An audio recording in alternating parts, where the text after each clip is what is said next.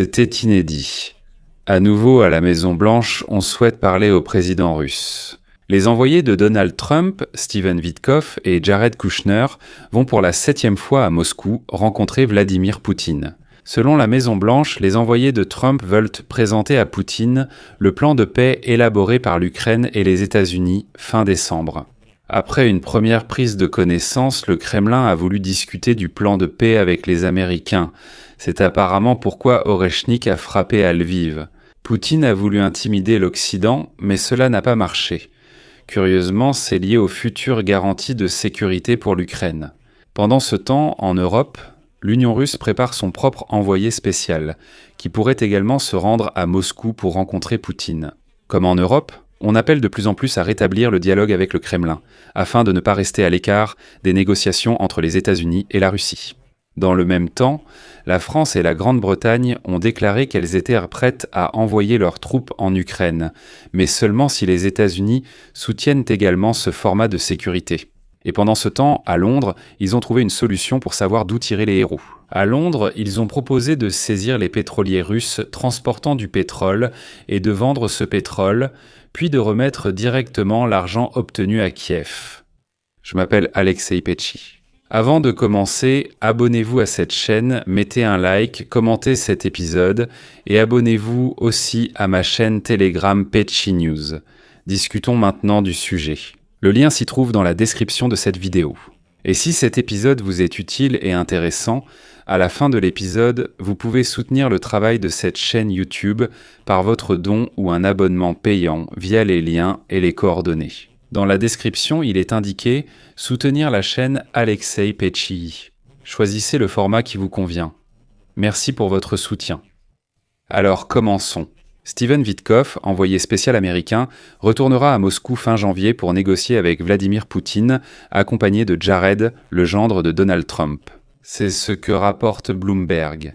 Lors de sa 7e visite au Kremlin en un an, Witkoff a l'intention de présenter à Vladimir Poutine une nouvelle version du plan de paix pour l'Ukraine, qui, selon la Maison-Blanche, est prêt à 90%. Il convient toutefois de noter que le Kremlin a déjà reçu ce document et a même eu le temps de l'étudier. Au lieu de répondre, la Russie a frappé Lviv avec un système Oreshnik, puis menacé l'Europe de frappes similaires. Mais alors pourquoi Witkoff se rend-il à nouveau à Moscou ? La question logique se pose, et là ne vous précipitez pas pour tirer des conclusions. Maintenant, comme on dit, nous allons tout mettre au clair. Le plan de paix de l'administration Trump en préparation depuis plus d'un an soulève encore de nombreuses questions, surtout sur le territoire. Le Kremlin continue d'insister pour prendre le contrôle de l'ensemble du territoire des régions de Donetsk et de Louhansk, alors que Kiev souhaite le gel de la ligne de front et la création d'une zone tampon avec le retrait des troupes russes et ukrainiennes. Moscou s'oppose également catégoriquement au déploiement de militaires de l'OTAN en Ukraine, qui devrait devenir un élément clé des garanties de sécurité occidentales. Le sort de la centrale nucléaire de Zaporijia, la plus grande d'Europe, reste incertain. Avant la guerre, elle fournissait près de 20% de l'électricité ukrainienne. Bien qu'il semblait que la question du déploiement des troupes de l'OTAN en Ukraine après la cessation des hostilités en Europe avait déjà été réglée. Selon le Financial Times, tous les dirigeants du G7, sauf le Japon, comptent demander directement à Donald Trump de garantir la sécurité de l'Ukraine. Quand se retrouveront-ils la semaine prochaine au Forum économique mondial de Davos ? Faute de garantie, même les dirigeants de la coalition, dont ceux de la France et de la Grande-Bretagne, refusent d'envoyer leurs forces de maintien de la paix en Ukraine après un accord. Autrement dit, à Davos, tous les dirigeants européens ont l'intention d'organiser une rencontre de groupe avec Donald Trump et Volodymyr Zelensky. Enfin, il faut pousser le président américain à traiter sérieusement la sécurité de l'Ukraine, sans cette confiance aveugle envers le dictateur sanguinaire Vladimir Poutine. Dans l'Union européenne, on craint que les changements fréquents de position de Donald Trump compromettent sérieusement le processus de paix. La Grande-Bretagne et la France sont prêtes à envoyer des soldats en Ukraine, mais uniquement si Donald Trump soutient cette initiative par écrit. Ensuite, on apprend que Steven Vitkov et Jared Kushner prévoient de discuter avec Vladimir Poutine à Moscou des garanties de sécurité occidentale pour l'Ukraine, qui seront validées à Davos lors de la rencontre entre Européens, Donald Trump et Volodymyr Zelensky. C'est sur cela qu'on compte actuellement. Et ici, tout un ensemble d'experts, y compris ceux de l'Atlantic Council, affirment qu'en 2026, la Russie continue de rejeter les propositions visant à mettre fin à la guerre en Ukraine. La publication met en avant la déclaration du ministère des Affaires étrangères russe, précisant que Moscou refuse la présence de troupes européennes en Ukraine dans les garanties de sécurité post-guerre. Apparemment, Moscou n'a pas changé son approche de la paix depuis le retour de Donald Trump à la Maison-Blanche. Bien que Vladimir Poutine n'écarte pas le processus de paix, il évite ainsi de nouvelles sanctions. Cependant, il existe de nombreux signes indiquant que le Kremlin n'est pas prêt à participer sérieusement aux efforts diplomatiques. Moscou ne change pas son approche de la paix.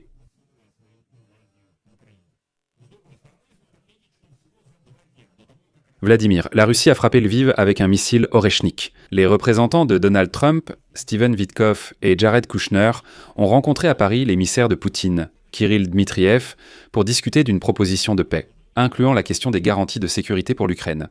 Kirill Dmitriev a déjà transmis ce plan à Vladimir Poutine au Kremlin et maintenant Vitkov et Kushner vont à Moscou pour connaître la position de Poutine.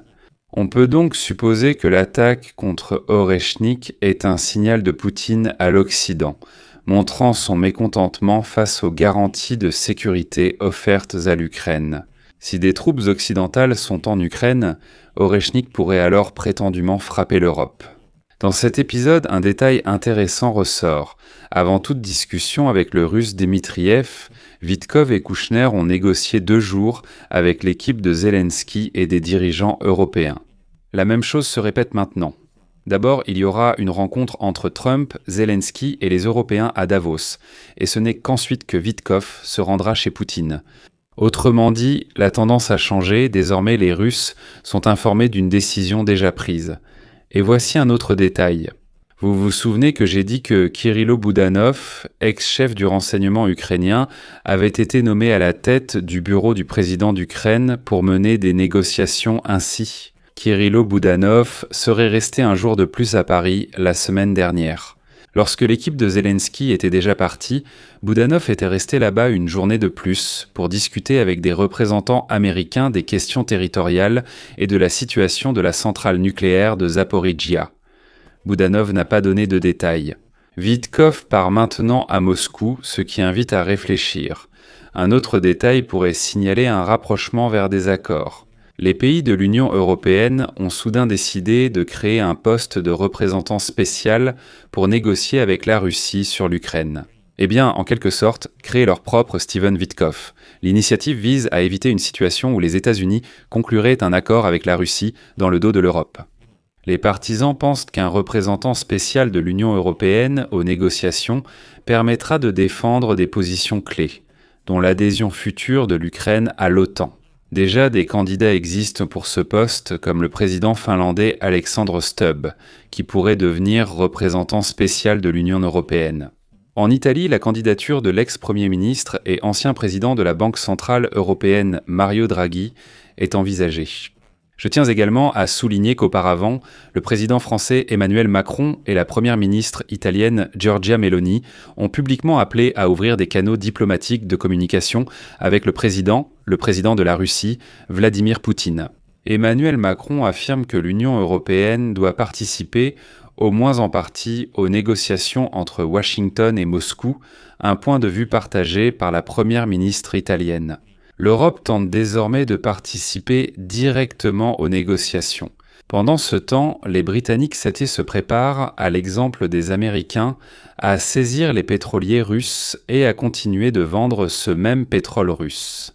2 pétroliers approchent déjà de la Manche où les Britanniques prévoient de les saisir. Quant à l'argent tiré de la vente du pétrole russe saisi, les Britanniques proposent de le donner à l'Ukraine comme une sorte de réparation pour la guerre.